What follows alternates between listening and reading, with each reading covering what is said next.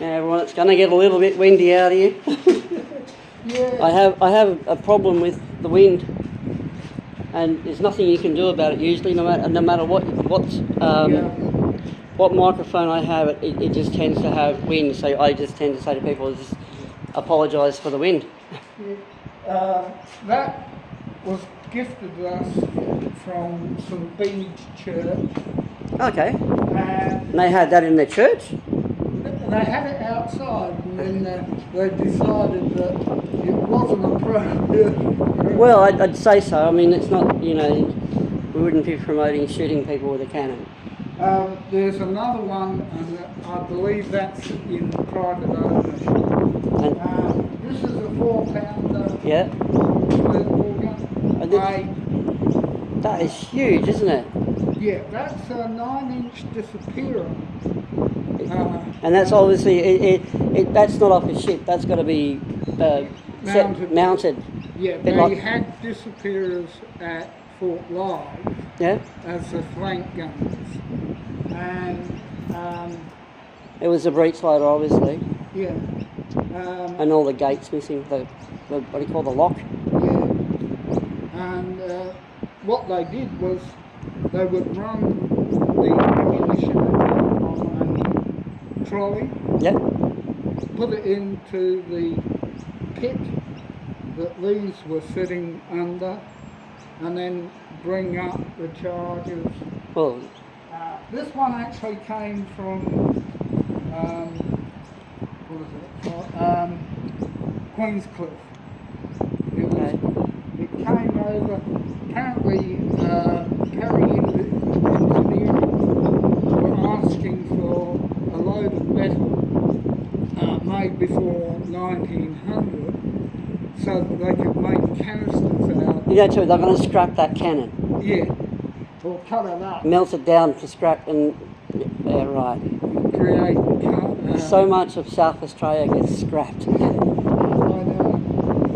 Anyway. Especially if you look at the early things. Like the old post boxes. How many of those have been scrapped? Yeah, we got gifted that. It's beautiful. Port Adelaide. And they were just all, you know, you hardly see any of those. There's still some in situ around. Yeah. Very few of them though. Yeah. We're lucky in that we've But what the restoration, all those gates are walking up to, which is recently been restored. Is this any part of the parade ground, or is this just?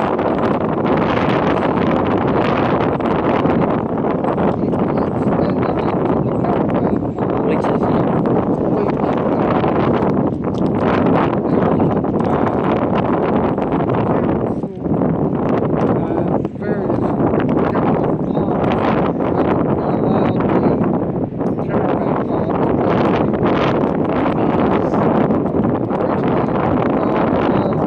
Are they renting from the council, or they own it? No, a lease. But the parade ground used to, and the property of the fort used to go into there, where the caravan park is now. The annual parades of colonial forces were held this summer. Okay. So they would bring in field kitchens, and So there would have been a lot of buildings over there. Depots, tents, a field. Oh, right. Okay. So back we're still talking 1800s. Yeah. There were volunteer riflemen. Yeah. I often like to talk about this. This is part of the original macadam asphalt. Oh, it's the original surface of the parade. Yeah, you notice that they're using river pebbles. Oh, they did a lot of that. Yeah. They used what they had, even the railways. Yeah. Well, part of the wall restoration, they closed the wall, and it's actually a river hammer pebbles were used as part of the concrete. Oh, fair enough. You use what you've got, don't you? Whoa! And what they've done is with this fence has been restored. Yes. As you can see, there's an old section over there. Yeah. There's the original part of the original fence. Yeah. Unfortunately, white ants and South Australia is prone for white ants, so. yeah. Luckily, they're removing the last of the wood and the structure. Yeah. What do they replace it with? What sort of timber is being replaced with? Something like an Aussie gum, right? Originally, the original reproduction of Palisade was done in Jarrah. Because you can't cut it anymore in Jarrah. No. So these are the original gates we're looking at here? Or they've been replaced at some point? They probably lasted better because they're not attached to the ground. Yeah. The ants can't get up. Yeah, and also they're big tar coated. Yeah, right. I'll go through it? Yeah. Do you know anyone that wants a couple of wagon wheels? No. We originally had them on the 16-pounder. But they're looking for a new home? Yeah. You'd have to be very careful with them because they're very fragile. Yeah. But they're from the gun carriage. Yeah, they were. And be very heavy. Yeah. You wouldn't want it to fall on you. Now. Where do we start? Right.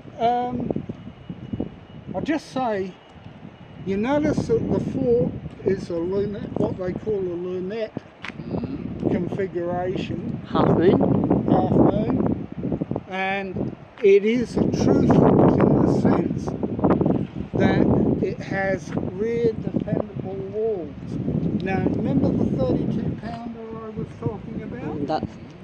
We're talking about rear defendable walls. There's all those gun ports up the top there. Rifle ports. Loopholes.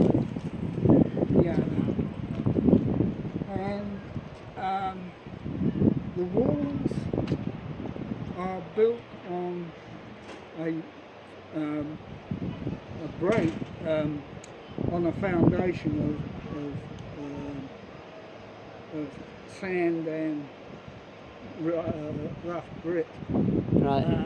But it's the first use of Portland cement. Yeah, and it hasn't moved, obviously. No. It's insensitive.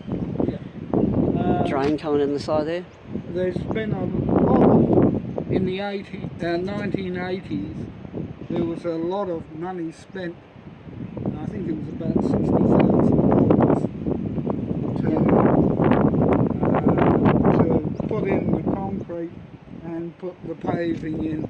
It was all done by the people here, the then History Trust. So you look around here? It's a building in the middle, so yeah. Is that their accommodation? Yes, that's the barracks. I don't know if I can at the moment. Are they doing restoration? It's got an underground too, looks it? Yeah. There's Tim? Yes. Is the underground and the barracks open? Okay. But we can go in the barracks. Yeah. Okay. How many soldiers were housed in here? There was this force of 50, but 18 could sleep comfortably in the barracks. So 18 slept here and 50 during the day.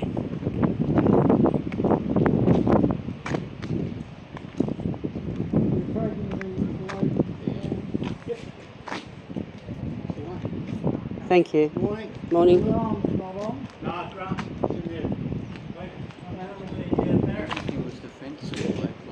Yeah, like you're saying, everything was defensible. They had John was trying to say before is there's rifling along the wall, so if anyone got into the fort, they could definitely defend the fort with the rifle ports. The roof above is actually about 6 inches of concrete.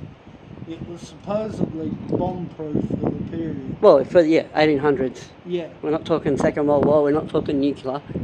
Well, we're talking cannons. Yeah, and the other thing was that most of the trajectory for the incoming shells from a ship were supposedly only about 5 degrees. There was no super elevation above 45. Ah, okay. And the definition of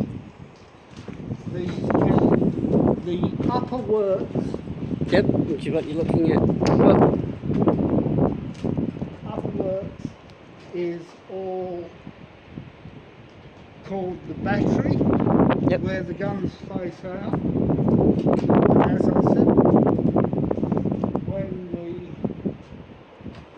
were here earlier, then they were I'm noticing defendable rear wall. I'm noticing all the sensors, so people think that you can just help yourself. There is definitely security here. Yeah. Don't just make your way in. Come and see all the nice people here if you want to come and have a look at it, please. Yeah. Now. Whoa. Yes. Sorry? We can see the wires. Yeah. Yeah. Now, normally when people come in, this is the adjutant's room. And for most people, what's an adjutant? An adjutant is like the manager. I believe Harry Hawker was a lieutenant here, and also adjutant. Sergeant Major, Battery Sergeant Major Moritz would have been the gentleman working in his office. And you had what they called the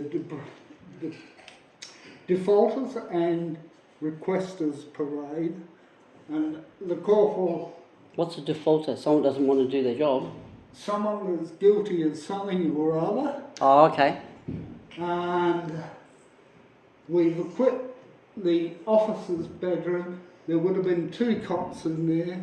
Yeah, and for most people that are sleeping on a very nice bed, that's an iron bed. It would not be very comfortable at all, but for the day it was what they had. Yeah. Well, then you can't start looking at what the men did. Most of the books are probably over 100 years old. They're not real records. They're only put there to. Well, it's a museum. It's to look like it used to look. Yeah. Well, the key and the key locker in the corner. I noticed. The fireplace is beautiful. Yeah, but it's not original. No. This would have been put in when the caretaker was using this as a residence. Yeah. Plus this door would have been cut in. And these are the timber handles. That's not original, is it? Yeah. That's what it looks like looking out the firing port. Yeah, it would have been bloody cold in winter. And it's just like, how thick are these walls? 2 foot thick? I reckon they're about probably 2.5. And so there's, this is solid timber. And this is stone. Compressed and Portland cement. This door was cut in 1920. Wow, and this is the mess. Yeah. Mess hall, or is this where they slept? Where they slept. Because downstairs what was downstairs that we could. Mess. And that would have been the kitchen and stuff. Yeah. Gee. Here you can see the men in this period. Any idle time was the work of the devil. So men were encouraged to read. The gunners saw themselves as professionals.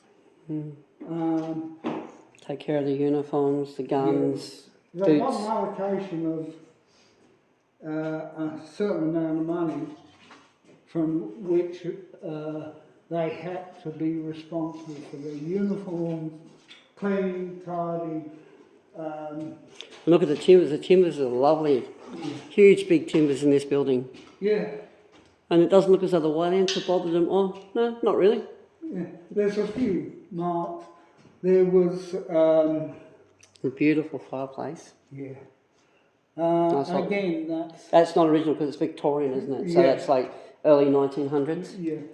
And of course, And a commode in the corner there. a picture of Queen Victoria herself on the wall. Windsor widow.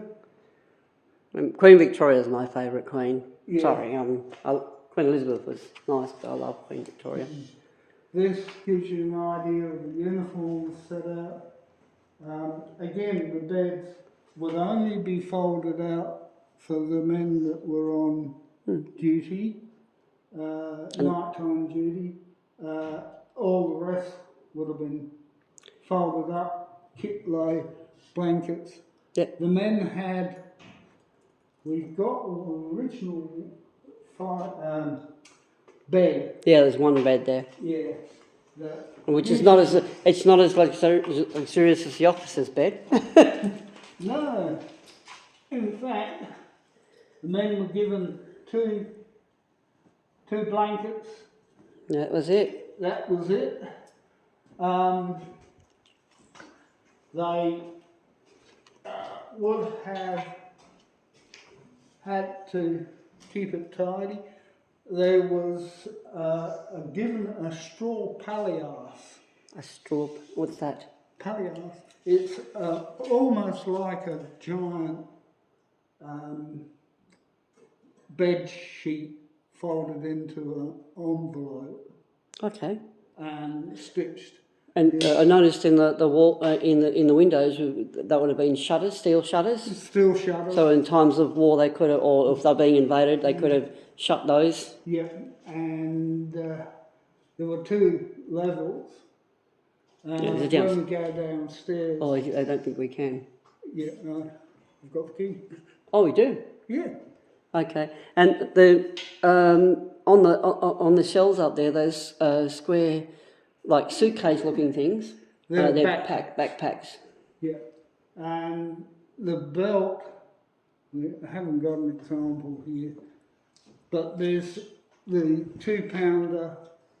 That's £2. Obviously not the right. Is that actually the size of the 2-pounder? Yeah, So that's what The goes in the shell. Canon, the shell. yeah. The That's shells were made up by one of our members. That's the projectile. Yeah, and of course the 16-pounder. Everything was canvas bags. For wadding, the chub. Yeah, What do they call it? They put behind the. jute wad. Yeah, they put the powder in, and then they put a wadding behind that, and then the projectile. Well, for safety reasons, they would only use bagged powder, Okay. Black powder. black powder. Yeah, black powder. And of course, during the idle times, the men were encouraged to play games, play instruments. Yeah. Some of them would have made models, reflecting on the guns, Yeah. how they moved the guns up using winch and a 3-legged lifting hoist. Yeah. You want to go this way or that way? Yeah. You can go this way. Well, see if I can get this door open. Oh, It actually opened. Yeah. No, maybe not. maybe not. That's it. Just poke him out. It's just blowing. Okay. We'll just go. We'll go back this way. Yeah.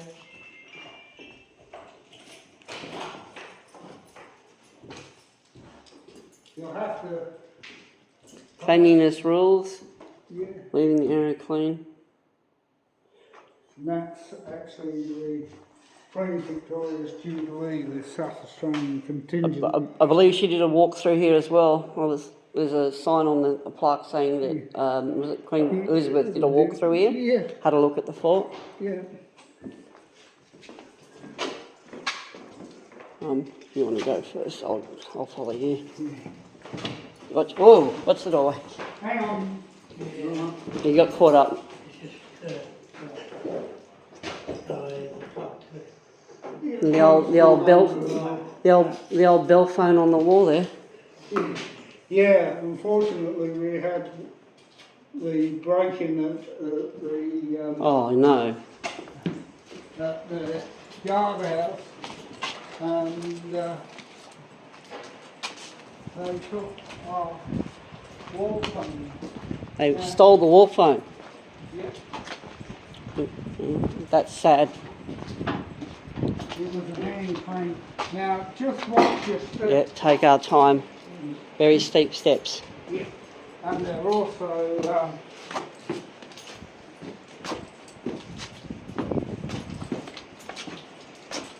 Oh, you okay? yeah, I'm fine. I'm just looking at the pigeons. There's obviously a pigeon got a home above this stairway.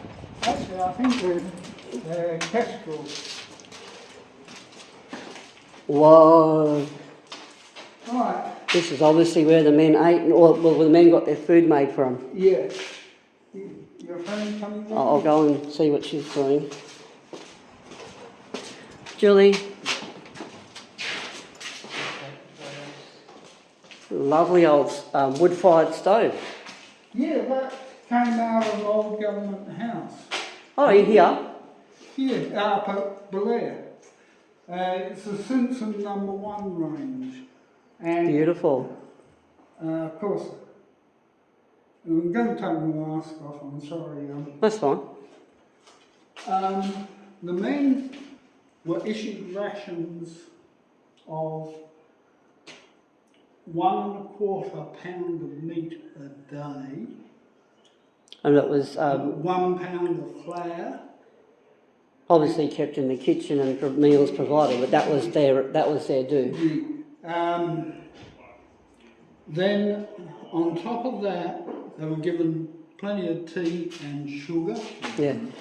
Sugar was no problem in the British Empire at that stage because of long-standing contracts with Jamaica, which meant that they Had lots and lots of sugar. lots and lots. What about alcohol? Who's turned the light off? Right, we can see what we're doing. That's of course the Windsor Widow. Did they get a ration of alcohol, or there wasn't alcohol in that? It's hard to say. Because usually on ships and stuff, they were given a ration of alcohol. Yeah. Or actually on ships, I think they actually wanted them to drink. It was a lot of it was probably local beer. Yeah, yeah. I know. I had one member who was looking at Moritz, and he said he'd been a Presbyterian. Would have probably encouraged the men not to drink. But yeah. When they were off duty, the last thing you wanted was a half-drunken fool wandering around. Well, with a gun. Lighting cigarette. Or a gun. Yeah. The men would have, I often ask the kids, what would they eat? How would they eat? Yeah. And again, the men were deleted 6pence a week for vegetables. So, Which are important. Very few green leaf vegetables. Okay. There was onion, garlic, potato, Carrots. Yep. maybe peas. Yep. Where would they have come from? They would have grown them themselves, or they would have been brought from the local markets. A quarter of the meat allocation could be fat and gristle and bone. So if you had a particularly skinny beef cow, you ended up with a bit more bone than you wanted. A good cook would possibly buy the whole beast, slaughter it. Yep. Oh, so that the chef, the cook that worked here had to kill their own meat. Yeah, yeah. And what he'd then do is the things like the hearts, lungs. Yeah. They had. Well, they probably use everything. Yeah, everything. That, Yeah. Yeah. Even in the British forces of the colonial. The British forces in the continental America. Yeah. Would have brought in cattle. Beef was always preferred rather than lamb, Yeah. rather than mutton, but they would slaughter even the ox of the various cuts. Most of it would have been ground up, mixed with flour to make what the square patties, what the locals named them as scrubbers. They resembled the scrubbing pad. They burnished up all the metalwork. Yeah. It probably tasted a little bit better. Yeah, slightly. Yeah. Gordon encouraged the men to grow in front of the barracks a lot of herb garden. Oh, okay. Well, make the food taste better. Yeah, and also medicinal purposes. Yep. Garlic on a cut or an abrasion. It's an antiseptic. Antiseptic. Yep. If you come through this way. Let's have a brief. So this is where the cleaning, and looks like a ringing machine. Yeah. Clothes ringer, but yeah, we'll go through this way. The men were encouraged to keep their uniform clean, tidy and repaired. Oh, this is very dark in here. Yeah, sorry, it's someone's turning the light off. I've got a Yeah. phone. I'll turn my phone on. I can do the same.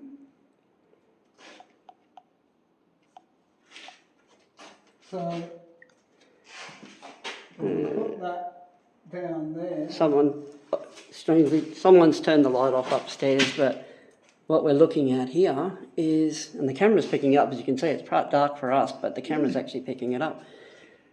It looks like a general store, doesn't it, at the time? Well, it's a sutler store. So there would have been one here? Yes. And the men would have run a tab.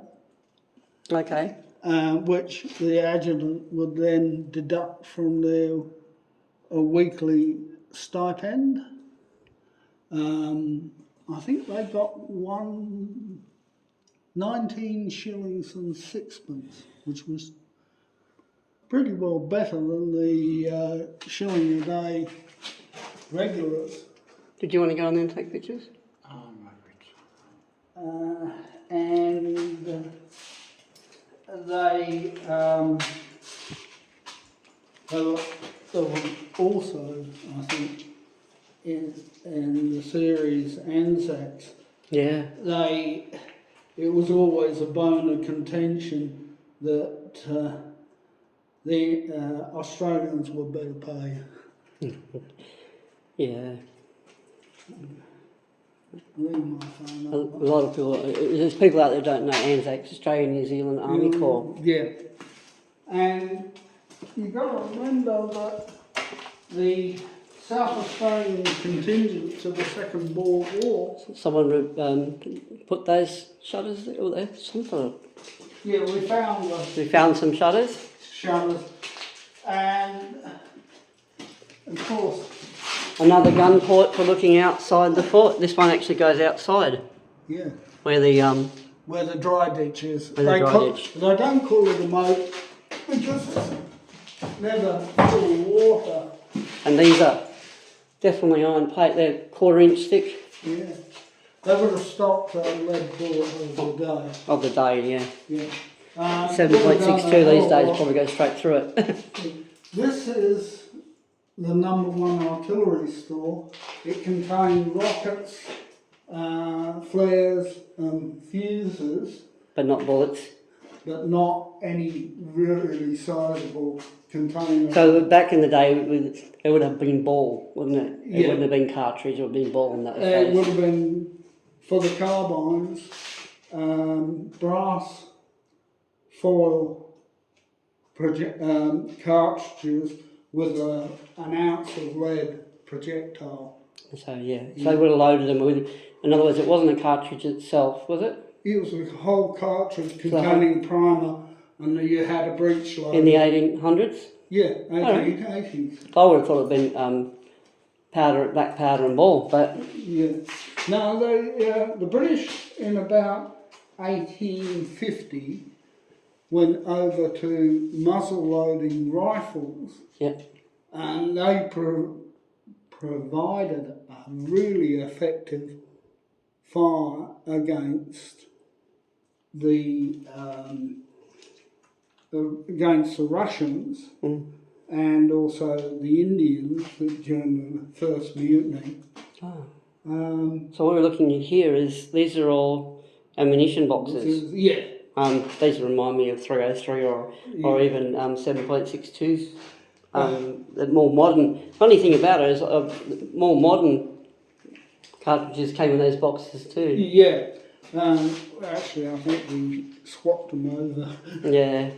And painted them. Oh, I've got quite a few at my house because, you know, you collect them as you go. Yeah. I don't know if you can see in here. It's very dark. I can't see a thing in there. What would have been in there? That's the officer's kitchen. This was cut through. Oh, wait up. I can see a tiny bit in there, but it's Yeah, you're getting a reflection. getting a strange, very big reflection in here Yeah. because it's not lit up in there. Yeah, but that was where they had a small stove. Now the officers would have ate separately. Yep. And Actually, if I come around that way, I might be able to see in that corner. there's also Yeah, look, I can see a little bit there. yeah, unfortunately most of the Hessian sacks have actually dissolved. Oh. They've fallen apart from when the officers' bedroom was set up. So there would have been. So how would they have got into there? Outside the other side. Yeah. So the officers would have. So this would have been the what they call it again, the not the officers. This would have been the everyday. The OR's mess. OR's mess. And so the officers would have gone to another kitchen because they were separate. Well, they would have met up probably in their office or in their room, and they would have had a. Would they've had someone take them their meal? Yeah. And Okay. although Gordon, being the sort of general engineer in Dogsbury, Yeah. would have spent time at Largs Pier while they were building Largs, Yeah. Fort Largs, and then in about the Second Boer War, he was a commander of a flying column in South Africa. Okay. And then at Federation, of course, he became not an adjutant, but a director of Duntroon. Yes. Set up Duntroon as the military office. In 1910, he took a flight in a Bristol boxcar aircraft. Yeah. And when he got back, he set up Point Cook. Okay. So as a flying school. Yeah. And he saw the value of observation with aerial observation. Yeah. And being an artillery officer, you know, the higher up you are, the more you Yeah. can see. Who has the higher ground? Yeah. And then he turned 65 in August 24th and was forced to retire. Much to his chagrin, of course, the First World War broke out in Well, he's 65, he wouldn't have gone to active duty anyway, would he? no. He's too old. Yeah, he was a brigadier general. He actually then set up a training course in Salisbury Plains. Salisbury Plains? Yeah, So- up at Salisbury. No, in England. In England, Returned- okay. Returned to England Okay. on his retirement. And he wrote a book in about 1920 called The Chronicles of a Gay Gordon, The Life and Times of Jose Maria Gordon. Okay. He was a very interesting man. He did many, many things. Does this door go up to the dry? Yeah. So, if you follow me now,